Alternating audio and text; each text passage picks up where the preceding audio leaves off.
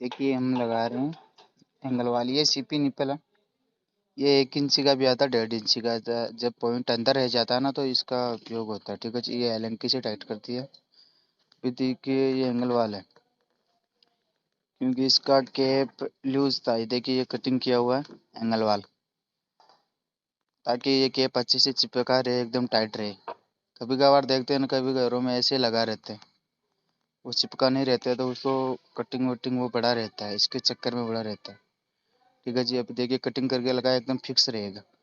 दूसरी बात ये, इसको कवर करके कसना चाहिए ताकि स्क्रैच वगैरह ना हो। अभी देखिए हमने इसका ये कपड़े का ये लिया है। ठीक है जी।